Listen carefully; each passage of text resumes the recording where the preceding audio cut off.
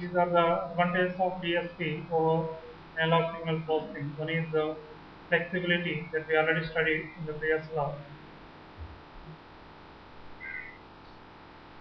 So digital systems are more flexible when compared to analog systems.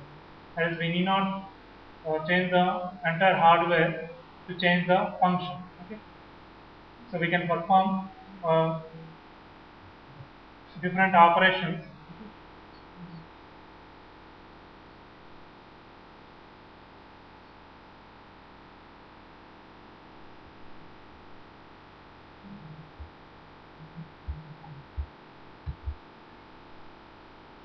Wait.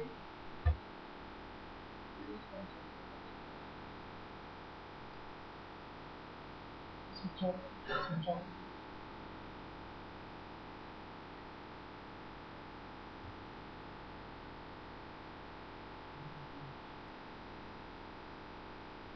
So this is the one advantage of DSP over analog signal processing.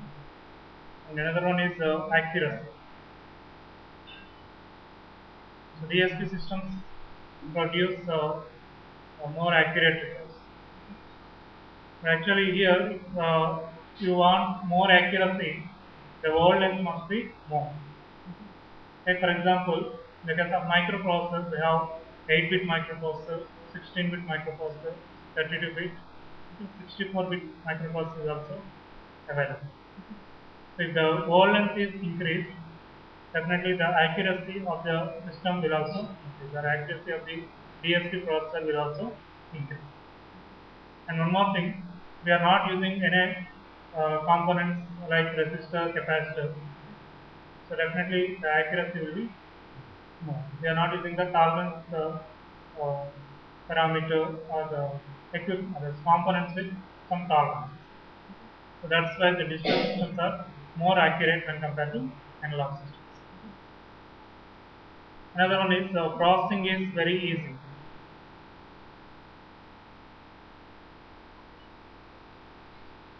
The digital system can be easily processed when compared to analog system. So that's why even though most of the signals that exist naturally are analog, okay, we can convert them to digital signal and we can process by using a digital system, okay, or by using a digital signal processor. Okay. DSP is a digital system, okay, that consists of logic circuitry, just like logic gates and all these things. Okay. So here the processing of the digital signals is very easy when compared to the processing of analog signals. That's why we are going for the digital signal processing.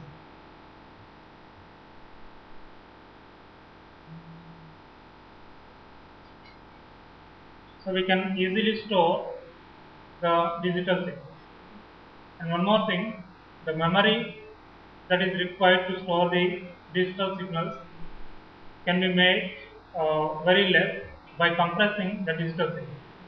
So compression is not possible in the case of analog signal, but the digital signal can be compressed. So whenever it is required, we can expand. You already know this. If you have the audio signal, that audio signal can be compressed by using either MP3 or MP4 format. Okay. So if you compress the audio signal, that is before compression, actually this audio signal basically an analog signal. Is it? If you want to compress, first we have to convert that to digital signal.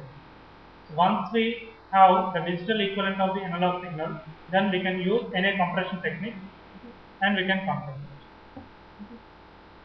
So if you compress it, the memory occupied by the signal to store it is very less when compared to store as it is. If you store it as it is, mostly you may store 6 songs on the compact disc. But if you compress by using MP3 or MP4 format, okay, you can store around 140 to 150 songs on the same capacity.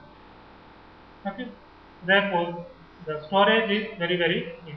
And one more thing, once you stored on the compact disc, audio signal or video signal or any image, okay, for image also, what we are using? JPEG. For image compression, we are using JPEG format.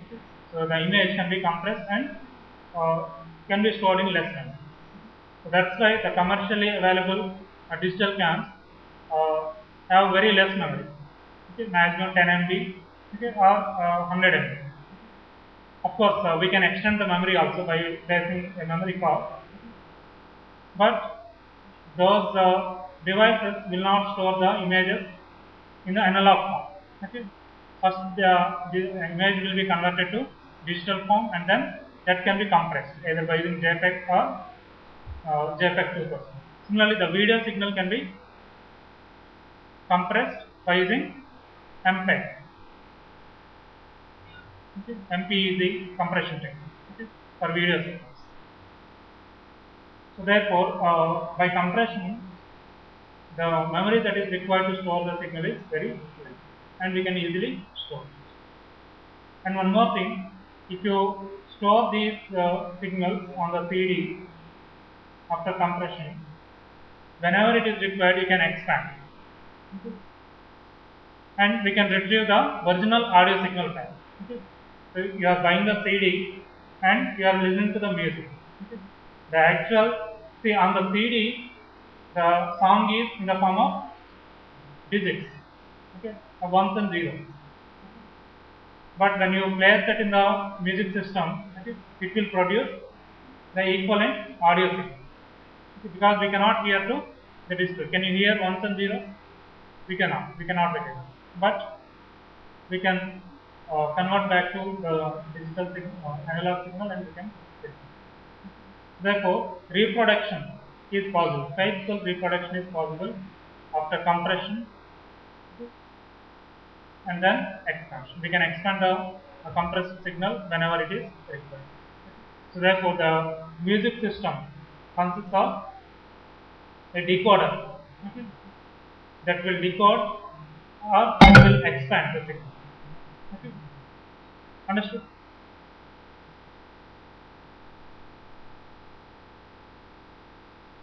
And one more thing, once you store on the compact disk or on the in a magnetic tape, you can transport that information to any place. And one more thing, once you digitize the signal, we can transport that signal from one place to another place. So nowadays we have a lot many electronic transportation facilities like email, voicemail, and all this. Okay? We can transport this digitized information from this place to another place. Okay? Then, if it is required, we can convert it back to analog. So that is possible by using the digital signal processing. Okay. So these are the few advantages of the DSP over analog signal processing. Okay. But what are the disadvantages?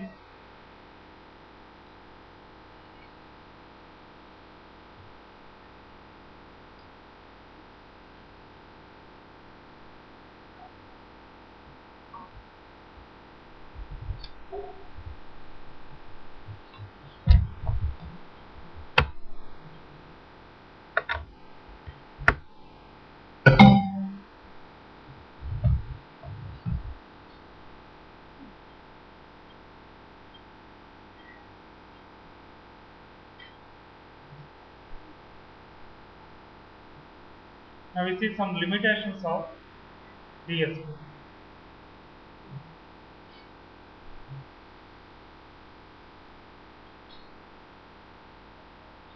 Or we may consider it as the disadvantages. What are the disadvantages? So complexity. The digital systems are more complex when compared to analog systems. We have this many advantages,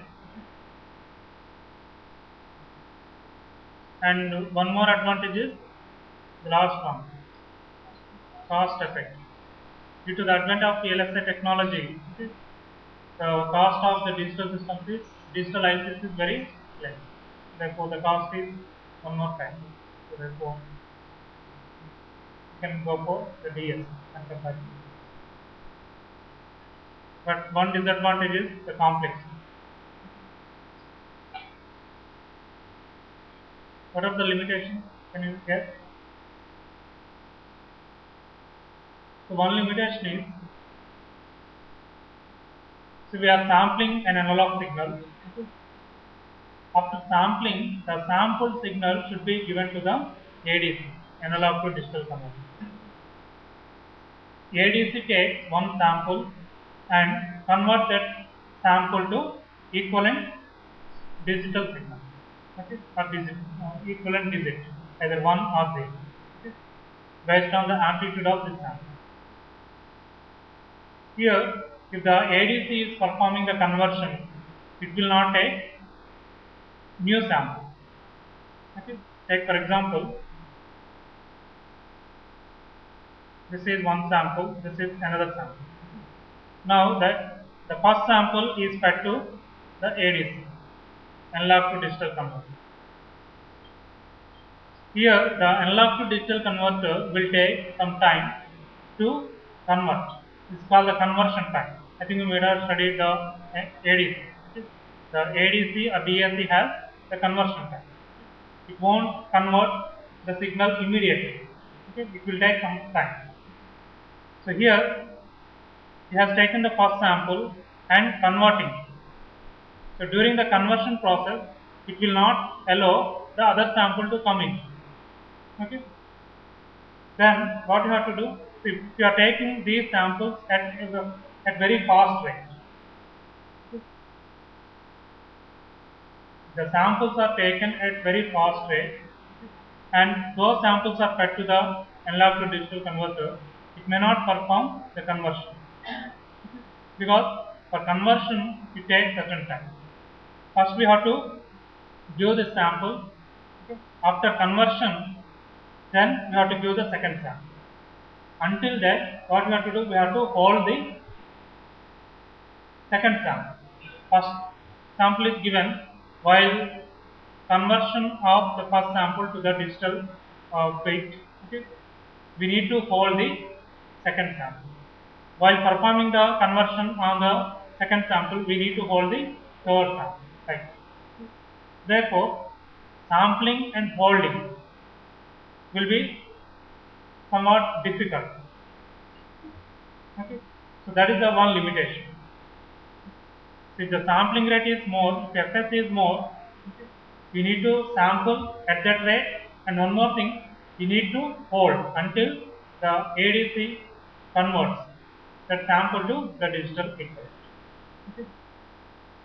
Here, the practical analog to digital converters perform the conversion operation not in very less time. It takes certain time.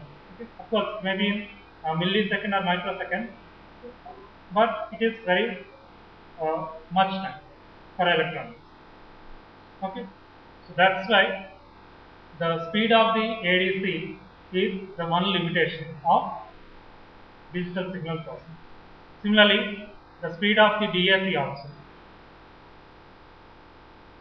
So if you are converting the digitized signal back to the analog signal, the speed of the DAC also plays an important.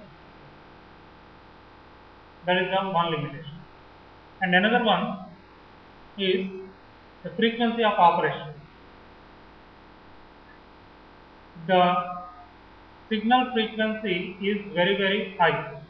Like for example, the analog signal frequency is greater than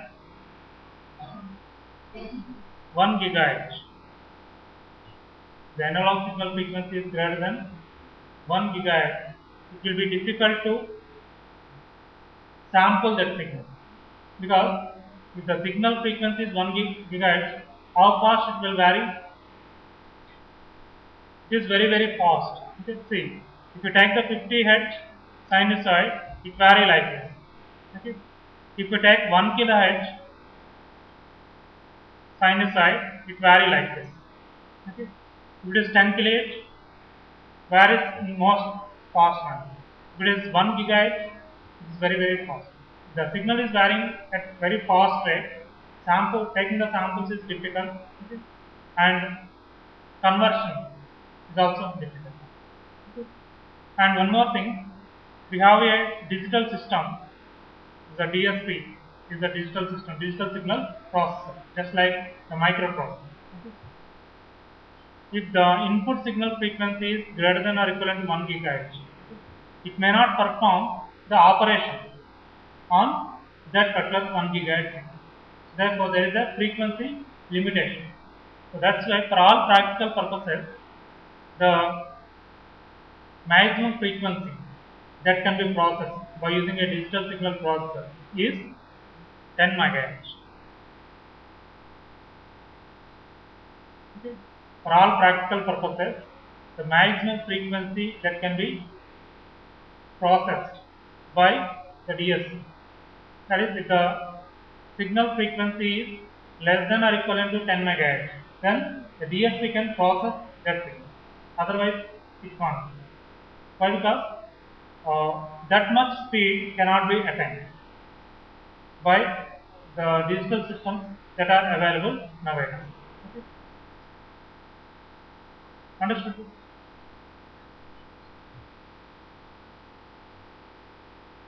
Normally, nowadays we are using the 64-bit microprocessor.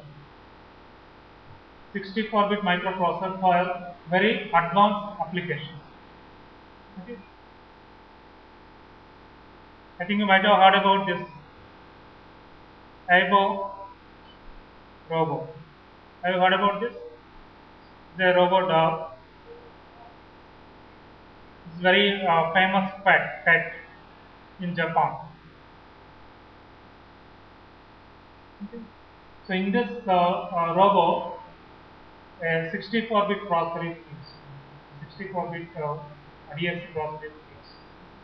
Of course, the processor length is more, automatically cost will also increase. 8-bit processor, 16-bit, 32-bit, the processor whole length is increased, automatically cost will also increase. If the whole length is increased, accuracy will increase and the cost will also increase. Follow? It has the advantages and the disadvantages. But the advantages outweigh the disadvantages. So that's why we are preferring the digital signal processor.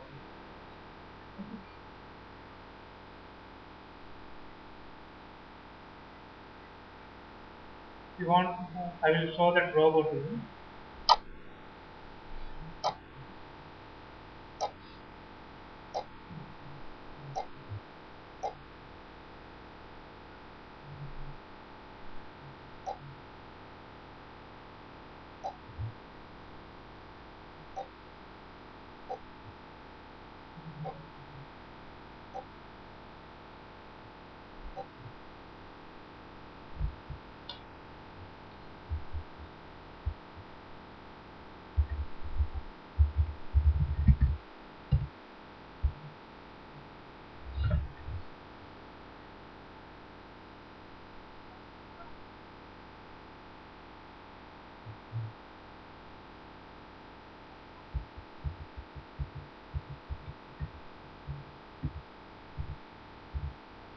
This one.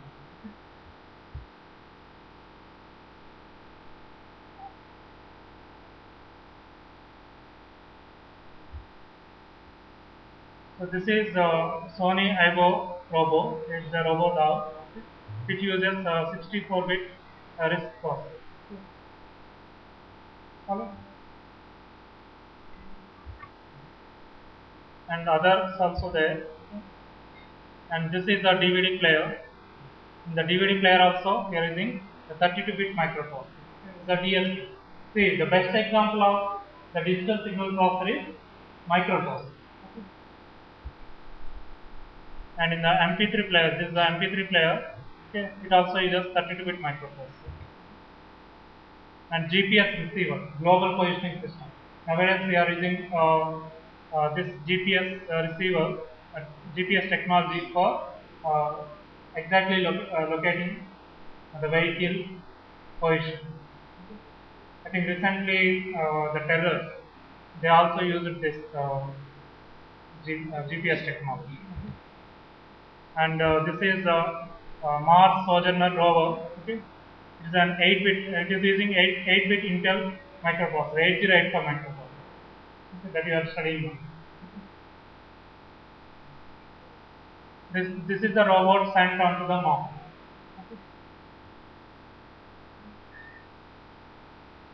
A lot many examples are there. You can refer the book and you can understand.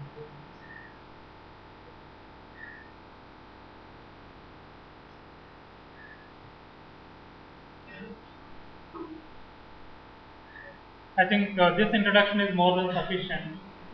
If you have any doubts, you can ask.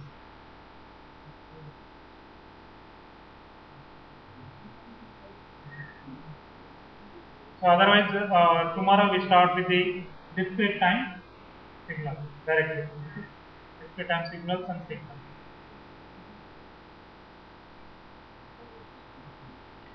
Do you know sampling theorem?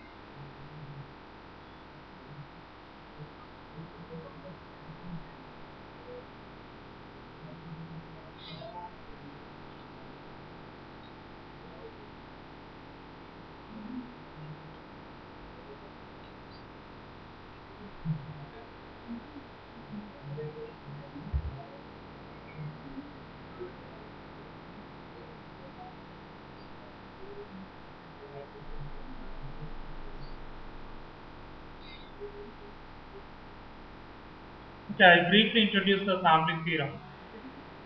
Then tomorrow we start with the discrete time signal.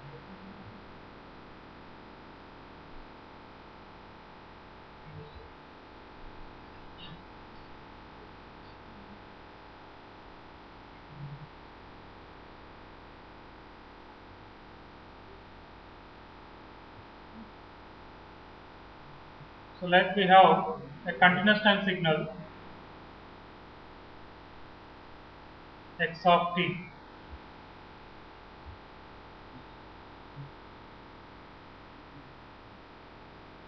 That is varying like it is an arbitrary shape. Okay, I selected an arbitrary shape, and it is an example of a continuous time. Okay. Now, if you multiply this signal with another signal, is a mathematically idealized function. Represent this as p of t.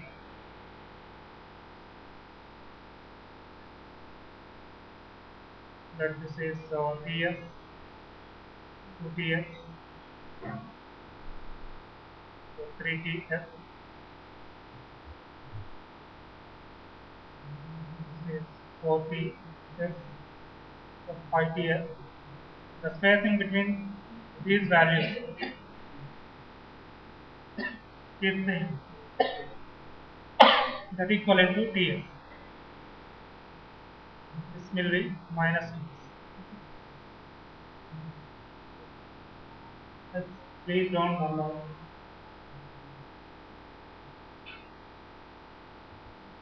So at t equivalent to 0, we have an impulse, okay, whose strength is equivalent to 1. Here we have another impulse, and this is another impulse. This is another one. So what we call this? There is a specific name for it. Do you know? Some impulse strength, unit impulse strength, or it is also called as Dirac delta functions. Have you studied this? Yes or no? Now, if you multiply these two, what you will get?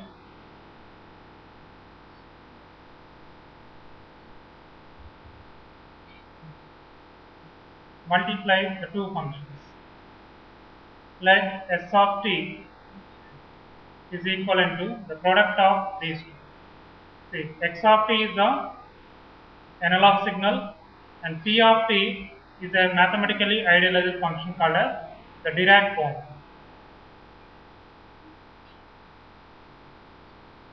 Why? Because the shape of this p of t is like foam. That's why it is called the Dirac form. It is also the impulse strength. Okay. Unit impulse strength. So if you have one impulse, this one. This is the delta T. Is it? For impulse function. Here it is. It has many impulse functions. Okay. Delta T, delta T minus Ts, delta of T minus 2Ts, delta of 3 minus 3Ts, and so on. Okay.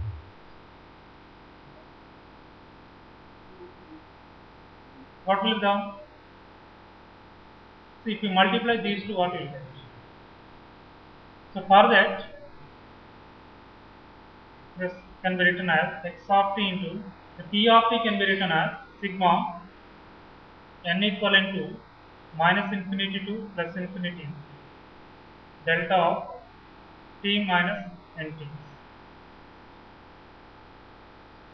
Is it right? This p of t can be represented mathematically by this equation. How you got it? Not convolution. Why convolution? See, when n equivalent to 0, what you will get? Delta of, this is delta of, okay. When n equivalent to 1, delta of t minus tl. When n equivalent to 2, delta of t minus 2t. Is it? Therefore, this signal p of t can be represented mathematically by this equation, minus infinity to plus infinity delta of t minus nt. Is it right? Now, can I write this as sigma minus infinity to plus infinity x of t into delta of t minus nt. Just I brought that x of t inside because the summation is running over minus infinity to plus infinity and the index is n. So x of t is function of t. Therefore, that can be taken inside. Understood this? So if here if you are confusing this with n, we already considered one small n in the previous class. Okay. So better way is change this to some other variable. Let it be some k instead of n. We call it as k.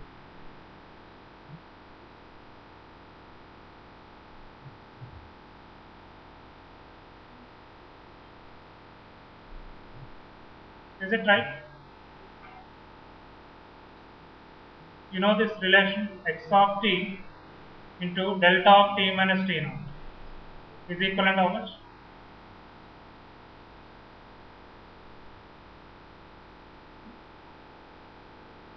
What is x of t into delta of t minus t naught? Have you studied the properties of impulse function? Properties of impulse function.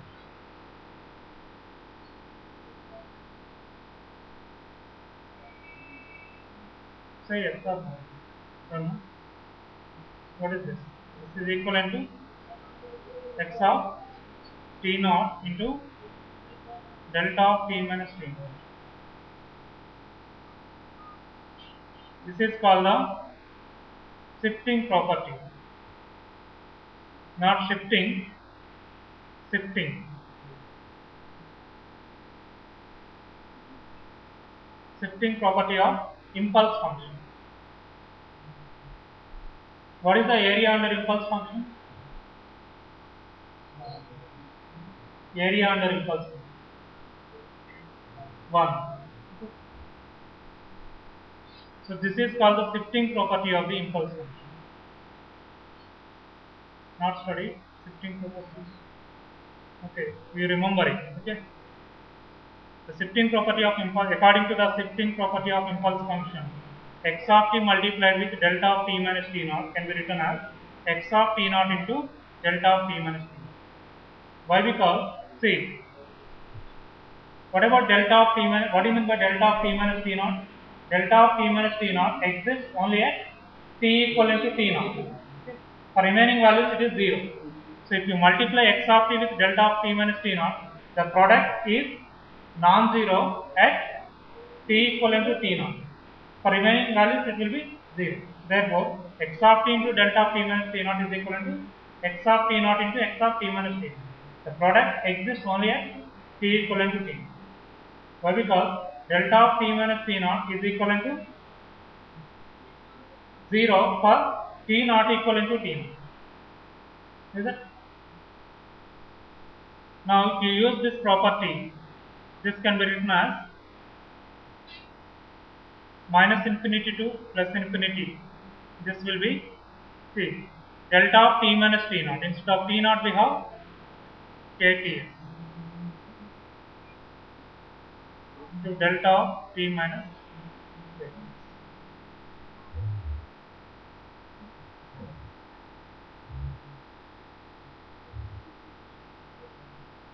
Is it right?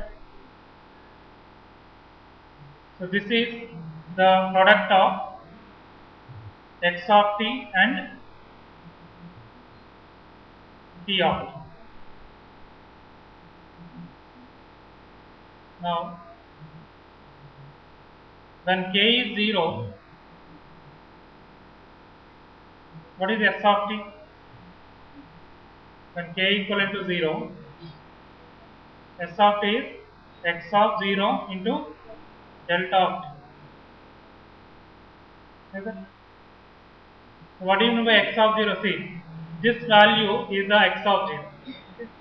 The value of x of t at t equivalent to 0 is x of 0. X of 0 is multiplied with this. Then you will get an impulse at t equivalent to 0. What is the strength of this impulse? Is equivalent to x of 0. Okay. Now, when k equivalent to 1, this will be x of ts into delta of t minus ts. Delta of t minus ts is this. This is multiplied with this amplitude. So therefore, you will get another impulse at t equivalent to ts. Now, what is the strength of this? X of ts. So therefore, if you consider the remaining, if you substitute the remaining values of k, how it will look like?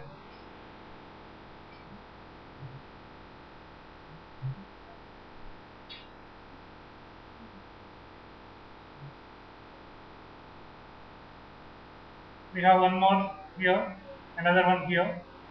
This is one here. You get one more. Is it right?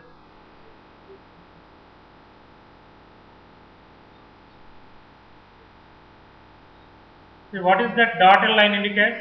The dotted line indicates the analog signal. Okay, and these are the samples. Okay, so what this indicates? We have taken the sample at an equal intervals of time. Okay. What is the spacing between samples here? T. This is minus Ts. This is 0 Ts, 2 Ts. This is 3 Ts, 4 Ts, and this will be 5 Ts, 6 Ts. So it will continue like this.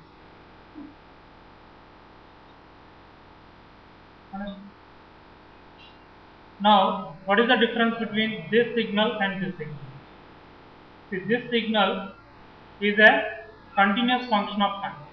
The independent variable t is taking all possible values, but here the independent variable t is taking only a discrete set of values, 0, ts, 2 ts, 3 ts, and so on.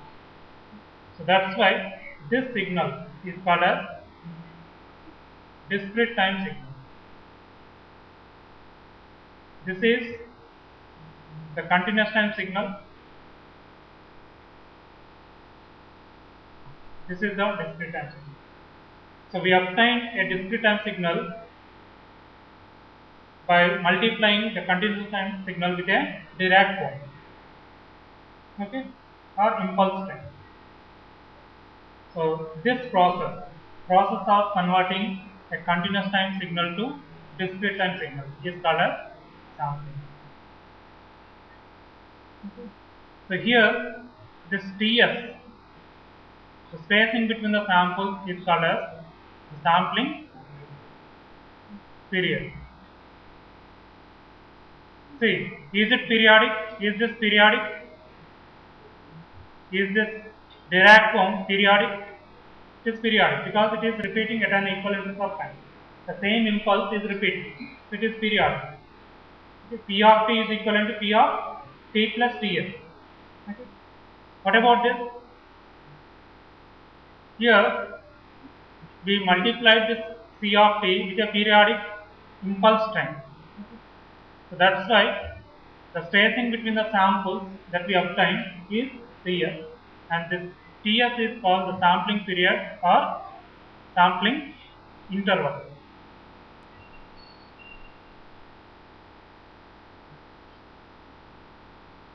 What about the reciprocal of this? The reciprocal of the sampling period is the sampling rate.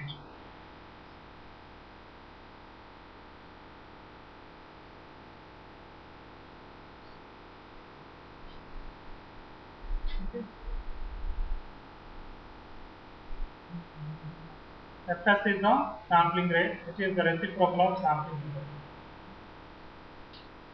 Now we have discretized a signal. Okay, this process is called discretization. Okay. We have a continuous time signal, we discretize by the process of sampling. Now, can we recover this analog signal from the discrete time signal, or can we recover the continuous time signal from the analog signal? Is it possible? How can you do it? Reverse? Reverse sampling. Okay. What do you mean by reverse sampling? How can we reverse this process?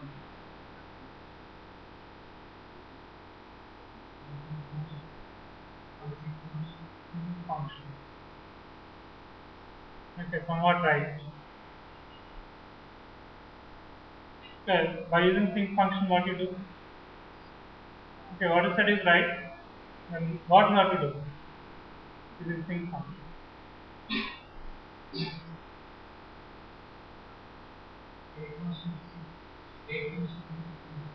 Wave function.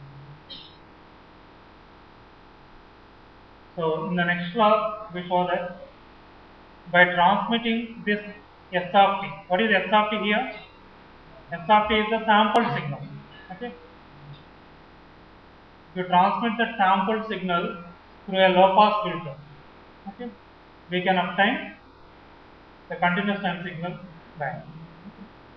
In the next class, we see the reconstruction of the original signal back from the samples.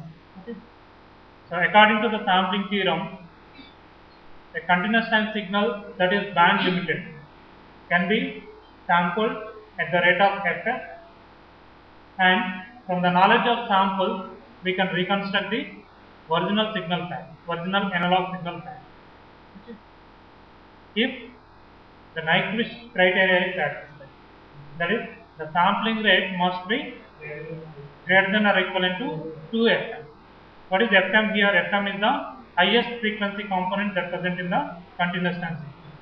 Okay. In the next class, we try to prove the sampling theorem. Okay. Just I introduced the sampling process.